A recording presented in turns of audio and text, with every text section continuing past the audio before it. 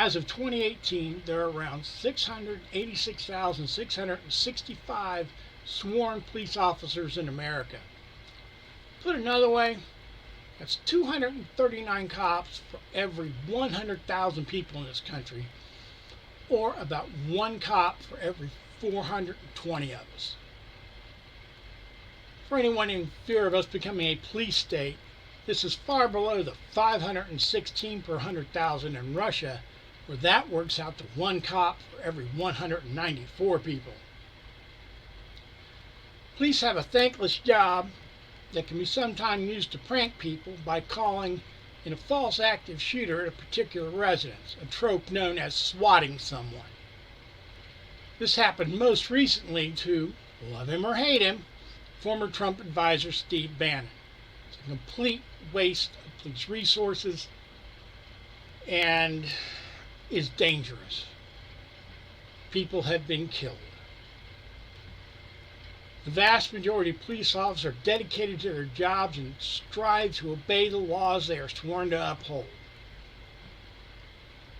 There are a few that don't quite get that. As officers of the law, they are not above it. Sometimes this is something quite minor, such as the case of Colonel Lamar Davis, head of the Louisiana State Police, who was pulled over for speeding in an unmarked car while heading to a meeting he was late for. There are a number of cases that can be found where an officer was pulled over and cited for drunk driving while off duty. In South Carolina, an officer pulled over for an off-duty DUI was fired as soon as he bonded out of jail. Police often miss out on holiday celebrations because of their duty shifts. Officer Oscar Mayorga from the Apopka, Florida Police Department didn't want to miss out on the 4th of July celebrations this last. After being alerted to his erratic driving, officers in Eustis, Florida pulled him over in his cruiser and did a field sobriety test on him, where he admitted to having about 3 tall boys, as well as having an open container in the center cup holder of his cruiser. When given a breathalyzer, he blew a .391, almost 5 times the legal limit. He had more than a few tall boys. He is currently writing a desk awaiting the outcome of his hearings.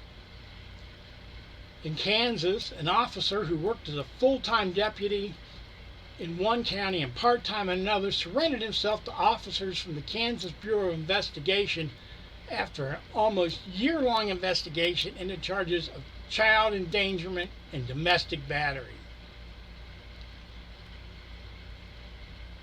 Being a jailer can be one of the worst jobs a sheriff's deputy can get. Most don't stay at it long, wanting to get out on the streets and do real police work. A rare few stick with it a long time, and that's not always for the best.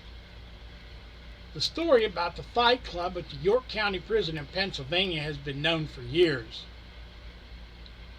Far more disturbing is the case out of Clark County, Indiana, where a former jailer, who is now facing multiple felony counts, accepted a bribe to give keys to the male inmates who used them to enter the women's pod at the jail, and committed multiple rapes and other offenses on women incarcerated there during the night. Sometimes the problems are not endemic to the police force, but to the civilians they answer to. In Blandford, Massachusetts, the chief of police and her 3 officers joined in the mass resignation because the town would not invest in bulletproof vests, some of which were supposed to have been pulled from service years ago and that did not fit correctly. The town's best police cruiser was a 2010 Crown Vic where the driver's seat was in a permanently reclined position, and on top of that they were paying $14 to $15 an hour. You can find higher pay at Walmart in most places. City councilmen aren't the only elected officials that can give officers fits. Earlier this month in Missouri, St. Charles County Prosecutor Tim Lamore was pulled over after passing an emergency vehicle with their flashing lights on, which is illegal in Missouri. When Lamar was pulled over, the officer stated that he got a strong smell of alcohol from Lamar, who then proceeded to flash his badge at the officer, to no avail. He refused a breathalyzer, and a warrant was received for a blood draw to determine exactly how intoxicated the prosecutor actually was.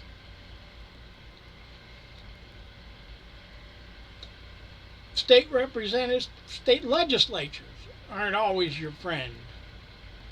In Arizona, if you want to video possible police brutality, like the George Floyd incident, you may want to bring a tape measure along. It is now illegal to take video closer than 8 feet away. But you can only be arrested after you've been told to move back but fail to do so. So there is at least that. Well, that's all for today. It'd be great if you'd like and subscribe. Feel free to have a go at me in the comment section. And if you really like what I'm doing here, feel free to visit my Patreon so that I can bring you even higher quality material. So long, stay safe, and drink one for me.